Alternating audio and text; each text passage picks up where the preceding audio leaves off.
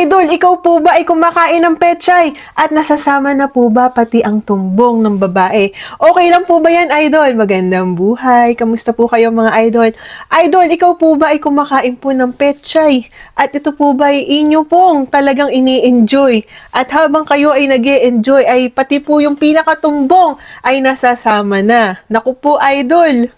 Ang mga babae, gustong-gusto po yan na nakakain ng kanilang pechay. Huwag mo na pong itanggi, Idol. Sigurado po ako, lahat po ng mga kababaihan dyan ay nasa loob po ang mga kulo. Kapag po yan si Mrs. ay dragon sa umaga, pagdating sa gabi, yan po ay malambot na mga idol.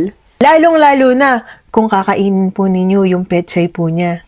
Idol, ikaw po ba ay kumakain ng pechay? Kapag po ba ikaw ay kumakain ay hindi mo po maiwasan na pati po yung kanyang tumbong ay inyo po talagang nasasama. Ano po ba yung nagiging lasa niyan kapag pinaghalo na po? Yung lasa po ni Kifi, pati po yung wet po, pati po yung tumbong ay nasasama na. Naku po, Idol, ang inyong bibig, ang inyong ilong, ang inyong buong muka, ano na nga bang nagiging amoy mga idol?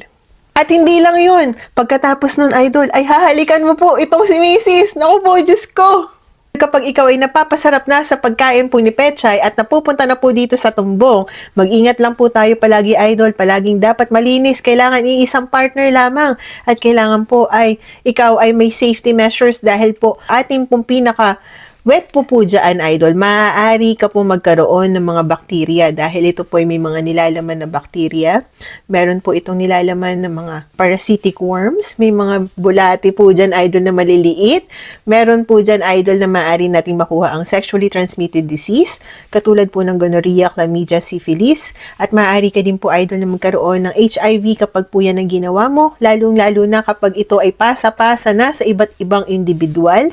Maaari ka magkaroon ng hepatitis A dahil yan po ay napapasa po through sa pagkain at hanggang sa ating pong pagdumi. Maaari po yan makuha dyan. Yun lamang po. Please don't forget to like, share, and follow me for more videos. Magandang buhay mga idol. Kailangan iisang partner lamang. Kailangan loyal ka at kailangan po ay malinis ka. Yun lamang po idol. Happy bakbakan, happy bembangan.